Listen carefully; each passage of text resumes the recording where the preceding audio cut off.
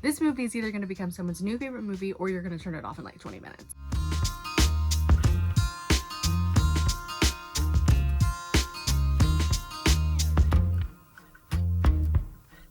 Welcome to Movie Monday, where every Monday I tell you a movie you need to watch and sometimes not. Today we're talking about I Love Boosters. It came out in May. It's an hour and 53 minutes long and is categorized as a comedy adventure. And oh my gosh, is there like so many people in this cast. I'm probably going to talk about a few of them later in this video, but I'm going to put some of the faces featured on the film on the screen now, but I would highly recommend looking at the entire cast because oh my gosh. But if you're more into that behind the scenes information like ratings, writers, directors, producers, all that information should be on the screen now. And honestly, after watching this thing, I completely understand why audiences are so divided on this thing, because this movie is genuinely one of the most unique movie experiences that I've had in a long time. Like, I walked out of the theater and immediately sat down just going, what did I just watch? Not in a bad way, not in a confused way, just in a, I have literally not seen anything quite like this before. So this movie follows a group of boosters, basically people who steal clothes and luxury items, as they pull off these like super stylized heists, but in a colorful, anti-capitalist, very carefully chaotic, curated world. And honestly, from the trailer alone, I knew I was going to be interested in this. Every single time I saw the trailer, I thought, oh my gosh, this looks like so much fun. Not necessarily like funny, but it is funny. Not necessarily deep, even though it's definitely saying things. Just fun, colorful, stylized, different. And I expected the movie to have some themes underneath all of the chaos and colors, but I genuinely did not expect it to go as far as it does. The movie kind of just keeps opening new doors in a way. Like, every time you kind of think you understand what the movie is, then it kind of decides, no, actually we're gonna do this now, and somehow it still works. And I feel like it honestly should not work as well as it does. Now, before I go any further, this movie is not for everybody. If you need movies to be like super straightforward, if you hate like chaotic filmmaking, if you don't enjoy satire, and if you don't like movies that occasionally make you sit there and go, what exactly am I looking at right now? This may not be your thing. But if you're someone who's open-minded to movies, if you like more unique filmmaking, if you enjoy like social commentary mixed with comedy, if you like colorful stylized worlds and characters and fashion and energy, I honestly think this movie is worth experiencing at least once. And I specifically say experiencing because this did not feel like a normal movie watching experience to me. It feels like stepping into someone's very specific artistic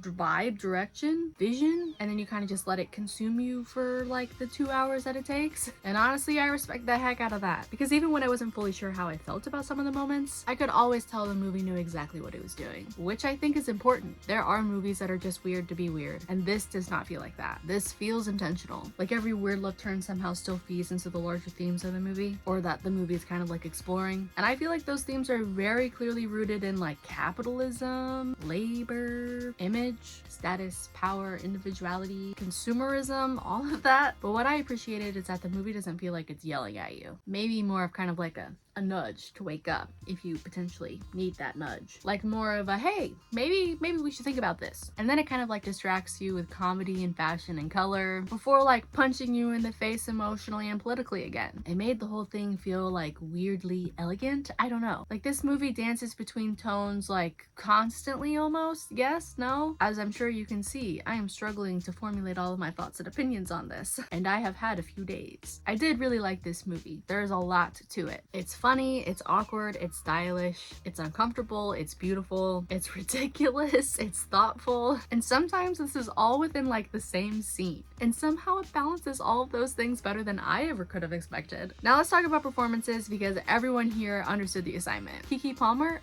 absolutely magnetic. Oh my gosh. She completely controls the energy of this movie the second she appears on screen. She's funny without trying too hard, charismatic without feeling like forced, stylish without feeling like artificial. She just feels like the leader in this world. Like, she walks into scenes and the movie kind of like immediately shifts around her energy. And then we have Don Cheadle. Amazing. Amazing. What? I honestly just really love when actors fully commit to the weird material, and everybody in this movie fully commits. Same with Will Poulter, because OMG, that was him. I knew he was in this movie going into it, but I still somehow did not expect that to be his character. And honestly, I think that added to the fun, because every single actor kind of feels almost unexpected in their role. Even Demi Moore.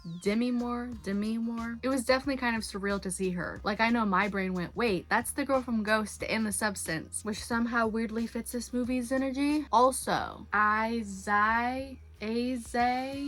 Gonzalez, I don't know. Let me hold on, pause. Eiza Gonzalez. Eiza Gonzalez. Incredible vibe presence. Oh my gosh.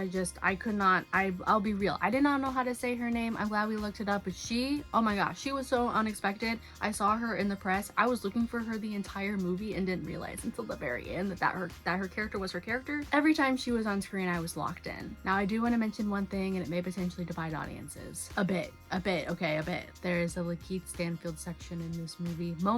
He's in the movie more than once. There is a moment that I fear may deter people. It's not bad. It doesn't like ruin the movie, for me at least, but I could definitely see it ruining the movie for a lot of people, or the moment where a lot of people are like, I'm good. I don't need to see other sense. It's weird, like deeply weird. And for a second, I genuinely did not know what to make of it. But honestly, the more I sat with it, like after the movie ended, the more I realized, yeah, you know, this kind of does fit here. I do still think the scene could have been a little shorter personally, but I also think people are either going to really love that moment or gonna wish that they never saw it. Like there's probably no in between. Visually though, this movie's insane. The colors, the outfits, the sets. Just be warned when you see Lakeith on that screen. If they're talking about souls, just brace. Everything in this movie feels like an art explosion. There's so much personality in every frame that even when the movie slows down, it visually still feels like alive. And the girl group styling specifically, I was obsessed. Every fit looked intentional, every character felt distinct, every location had energy. It genuinely reminded me why movies can be such a cool art form when the directors are willing to take risks, because this movie takes risks constantly, and not all of them fully worked for me, honestly. There are moments when this movie feels like it's juggling like 12 ideas at the same time, but weirdly that's kind of also part of the charm, at least for me, because this movie never really feels lazy. Messy at times, sure. Chaotic, absolutely, but lazy? Never. I definitely feel like you can feel the creativity just like pouring out of every sector of this thing, and I think that's a huge reason why I walked out of this loving it as much as I do.